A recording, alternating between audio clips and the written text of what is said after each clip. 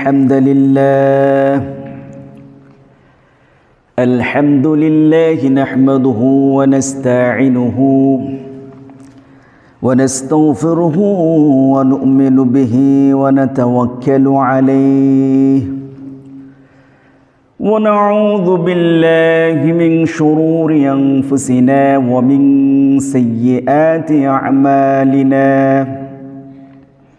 من يهده الله فلا مضل له أي فلن تجد له وليا مرشدا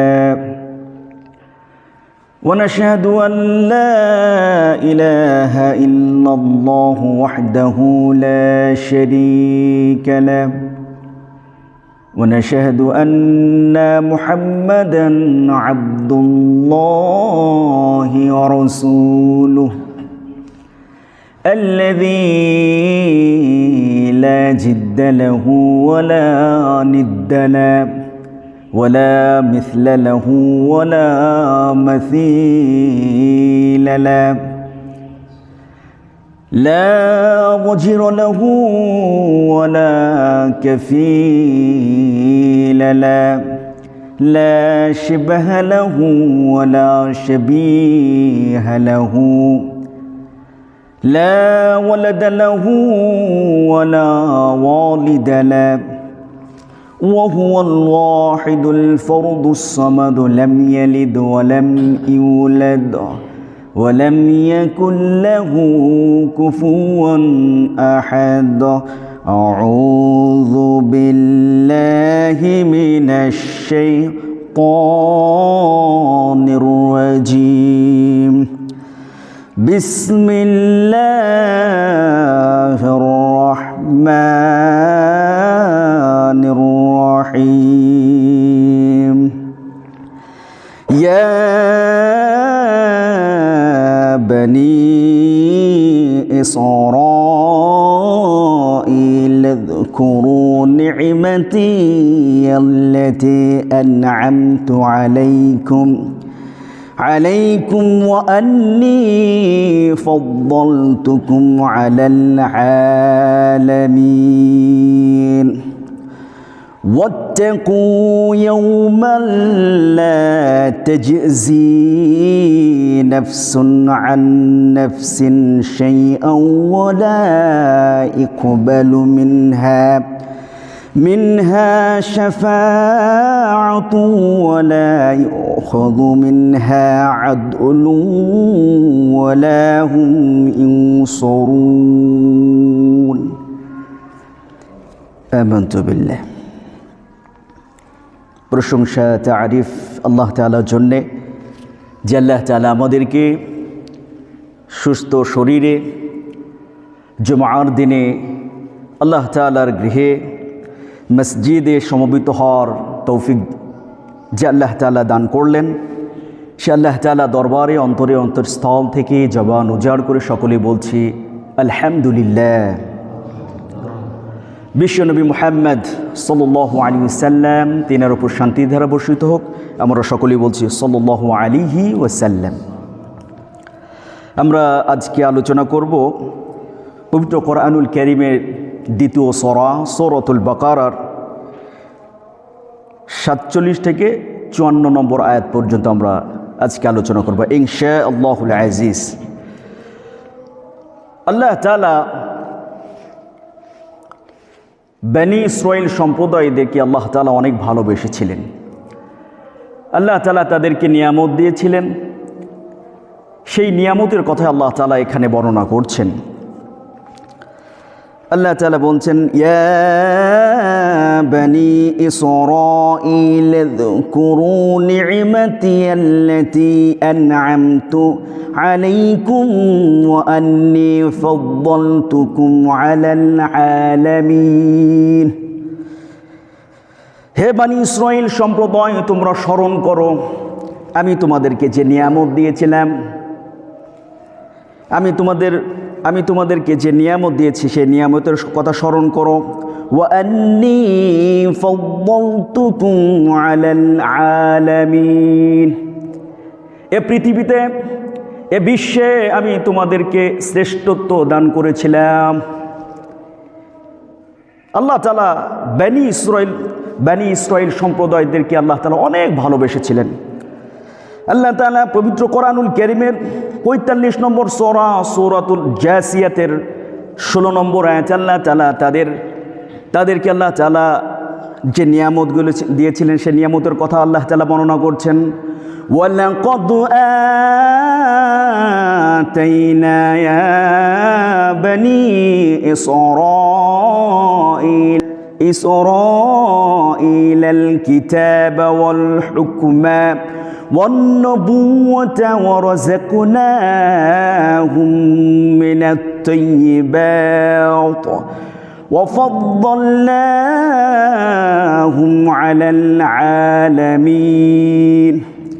আল্লাহ তাআলা এই আয়াতে বনি ইসরাইলের 5টা বৈশিষ্ট্যর কথা বলছেন, 5টা আল্লাহ তাআলা নিয়ামতের কথা বলছেন। হে বনি ইসরাইল সম্প্রদায়, তোমরা স্মরণ করো, আমি তোমাদেরকে কিতাব দান করেছিলাম, ওয়াল হুকমা, আমি তোমাদেরকে রাষ্ট্রীয় ক্ষমতা তোমাদেরকে দান করেছিলাম, অন্নবুওয়াহ, আমি এই বনি ইসরাইল সম্প্রদায় আমি তোমাদের ওপরে বেশি নবী এবং রাসূল দান করেছিলাম। ইসরাইল সম্প্রদায়দেরকে আল্লাহ তাআলা সবচেয়ে বেশি নবুয়ত দান করেছিলেন, বেশি নবী এবং রাসূল দান করেছিলেন। 4 নম্বর, ওয়ারাযাকনাহুম মিনাত তাইয়্যিবাত, আমি তোমাদেরকে জান্নাতি খাবার তোমাদেরকে দান করেছিলাম, মান্না সলওয়া।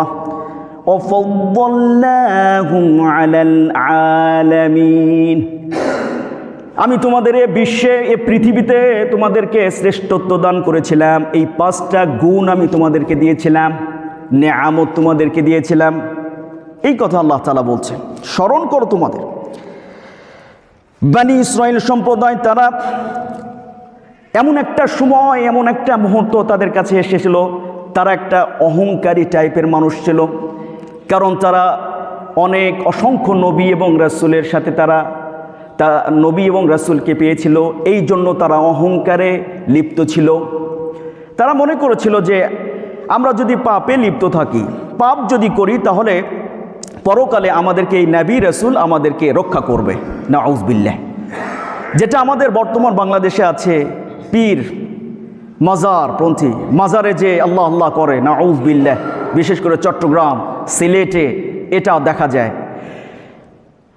এইভাবে অনুরূপভাবে এই বনি ইসরাইল সম্প্রদায় তারা আল্লাহ তাআলার কাছে তারা অহংকার করলো এবং তারা বলল, মনে করতো যে আমরা যদি মারা যাই তাহলে পরকালে আমাদেরকে এই নবী রাসূল এরা আমাদেরকে শাফাআত করবে, সুপারিশ করে আমাদেরকে জান্নাতে নিয়ে যাবে। আল্লাহ তাআলা বলছেন, ওয়াত্তাকু ইয়াওমান লা তাজজি নাফসুন আন নাফসি শাইআন ওয়া লা ইকবালু মিনহা শাফাআতু ওয়া লা ইউখাযু মিনহা আদলু ওয়া লা হুম ইউনসারুন।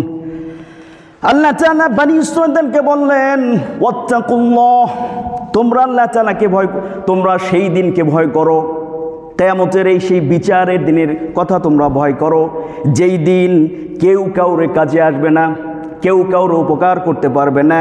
ওয়ালা ইকবালু মিনহা শাফাআহ, সেই দিন কারো সুপারিশ গ্রহণ করা হবে না, সেই দিন কারো সুপারিশ গ্রহণ করা হবে না, সেই দিন কারো বিনিময় গৃহীত হবে না।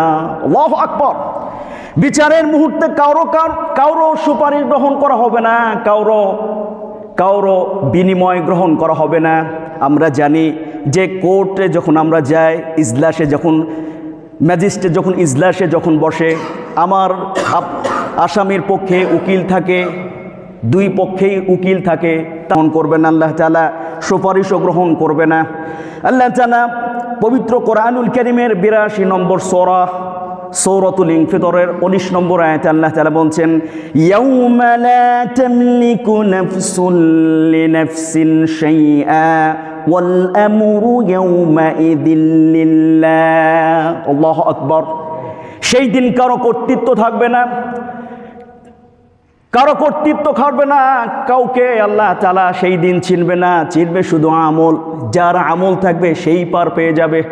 আল্লাহ তাআলা বলছেন সেই দিন কর্তৃত্ব শুধু আল্লাহ তাআলার। ওয়াল আমরু ইয়াউমাইদিন লিল্লাহ, একচ্ছত্র মালিক সেই প্রভু, সৃষ্টিকর্তা। সেই দিন তিনি হচ্ছেন মালিক, তিনি হচ্ছেন প্রভু, তিনি যা করবেন তাই হবে। সেই দিন কেউ পার পাবে না, কেউ কারো কাজে আসবে না। আল্লাহ তাআলা পবিত্র কোরআনুল কারীমের ৮০ নম্বর সূরা সূরাতুল আবাসার ৩৪ থেকে ৩৭ নম্বর আয়াতে আল্লাহ তাআলা ঘোষণা করছেন, ইয়াউমা ইয়াফিরুল মারউ মিন আখিহি ওয়া উম্মিহি ওয়া আবিহি ওয়া